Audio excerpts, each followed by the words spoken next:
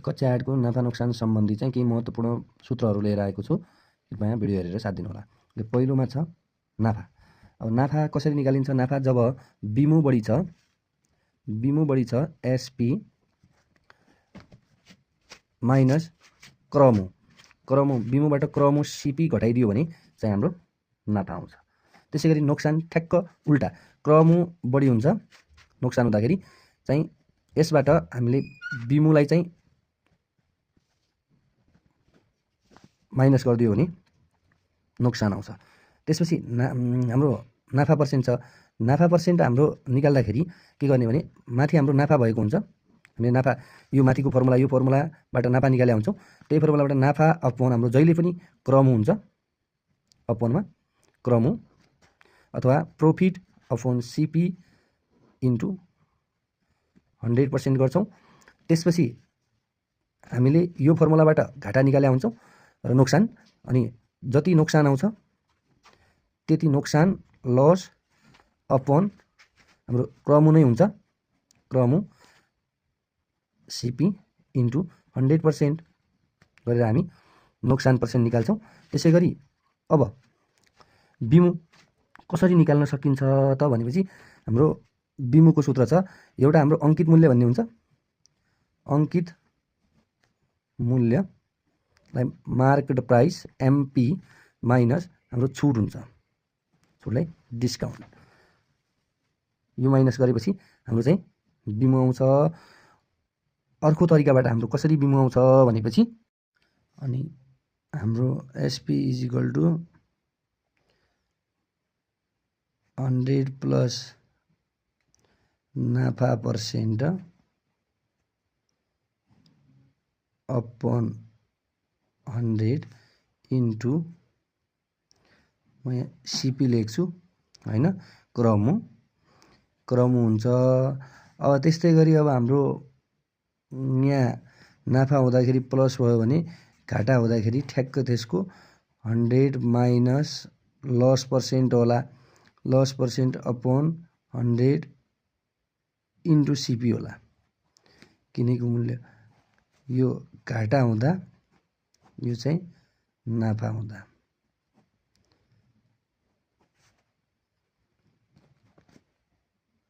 यस्तो होला। त्यसपछि अब छुट, हाम्रो छुट कसरी आउँछ त?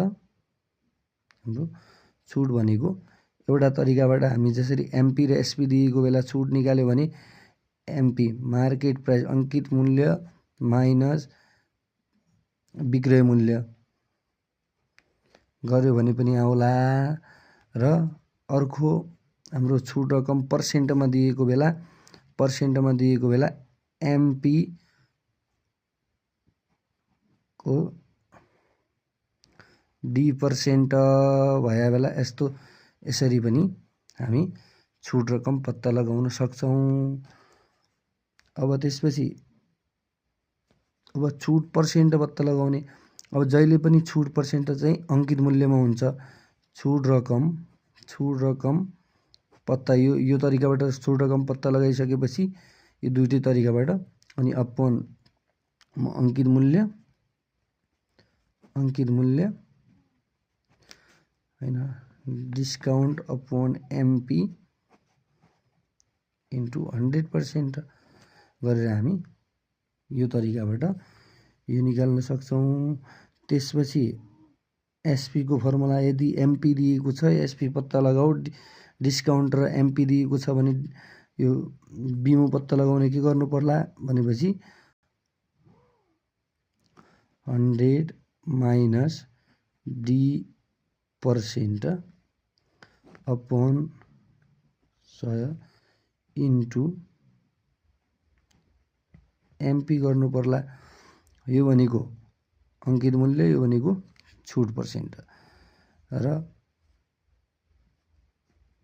त्यसपछि क्रमु पत्ता, अब क्रमु दुई तरिकाले नाफा अथवा घाटा होइन, दुईटै अवस्थामा जसरी विक्रय मूल्य प्लस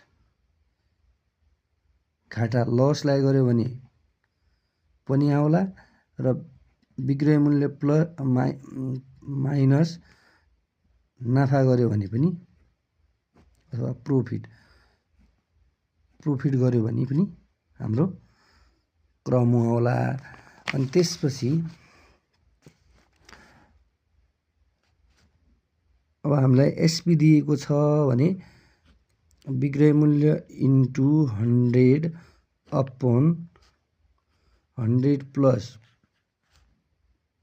P% नाफा दिएको बेला नाफा भएको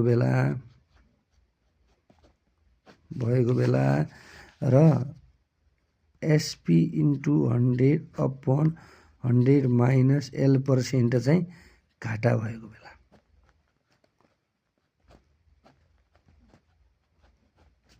होला। हो ल, यति कुरा याद गऱ्यो भने हाम्रो